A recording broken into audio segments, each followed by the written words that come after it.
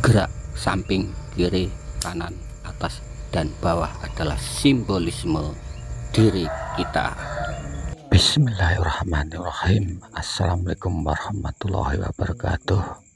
Berjumpa lagi atas berkat rahmat dan karunia-Nya. Juga ini dapat berjumpa dengan Warnoat. Kali ini Warnoat akan membahas atau mereview dan mendokumentasikan tentang penataan atau pengarahan secara berkala daripada bakal atau calon bonsai mustam dari bahan dongkelan. Kali ini di sini penataan pada bahan ini saya kaitkan dengan penataan diri kita jadi simbolis bahwa bonsai secara filosofisnya adalah simbolis dari bagaimana pikiran atau pola pikir kita dalam menata suatu pohon itu secara logika alam itu berkaitan dengan simbolis diri kita dalam membentuk kepribadian, membentuk diri dengan kesadaran yang baik secara personal adalah bentuk nilai rasa kebahagiaan, keindahan suatu bonsai suatu saat akan terbentuk dengan baik dan indah itu juga relatif. Artinya relatif di sini tergantung dari masing-masing orang yang menilai. Terkadang bonsai itu akan bernilai mahal, itu adalah karena yang menilai mahal itu tidak hanya dengan uang tetapi adalah suatu bentuk penghargaan yang mula-mula pohon itu semrawut menjadi tertata bagus. Demikian juga pada diri kita atau diri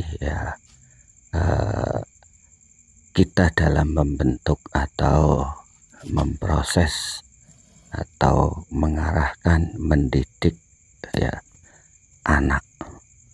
Kalau anak ditata dan dididik sejak awal itu disiplin bagus, tertata dengan baik mulai dari berbagai hal kegiatan, cara bicaranya cara beretika, cara pergaulan, cara dengan berhadapan dengan orang tua itu akan menentukan. Demikian juga pada bonsai. Pada prinsipnya itu adalah filosofi kehidupan, di mana bonsai atau pohon sebagai makhluk hidup, sebagai tumbuhan itu sifatnya adalah mengarah ke cahaya matahari. Bila tertata dengan rapi semua mendapat bagian pada daunnya, pada memperoleh sama besar bagiannya oleh cahaya, maka dia akan tumbuh dengan normal dan baik, tidak jadi sarang penyakit, ranting-ranting yang mati, daun-daun yang mengering tertumpuk jadi sarang semut, itu ibaratnya adalah penyakit.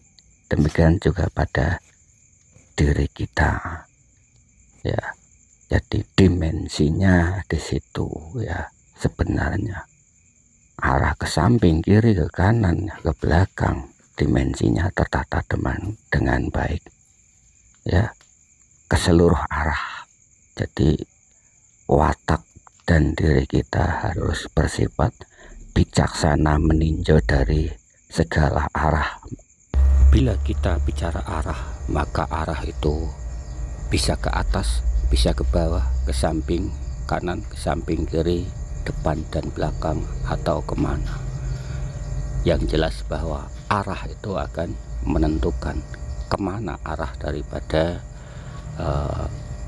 pohon itu, bonsai itu, kemana arah itu daripada anak didik kita yang akan kita tujukan atau tujuan. Jadi bila tujuan daripada bonsai itu akan menentukan, ya, bila kita mengarahkan pada pohon bonsai itu untuk menjadi bonsai yang surrealis atau bonsai yang formal atau bonsai yang bentuk lain, itu adalah diri kita juga. Bila kita itu terkoneksi dengan baik, energi kita kepada pohon itu, kepada bonsai itu, dan sebaliknya semesta akan membimbing kita, pohon itu juga akan terkoneksi dengan diri kita, maka akan terbentuklah, ya, suatu bentuk yang indah ke depannya. Maka oleh sebab itu, mari kita sama-sama belajar.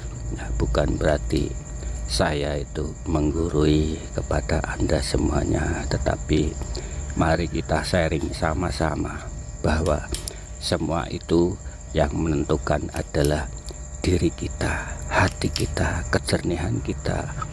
Bagaimana kejernihan hati seseorang itu akan sangat berperan kepada hasil yang kita harapkan.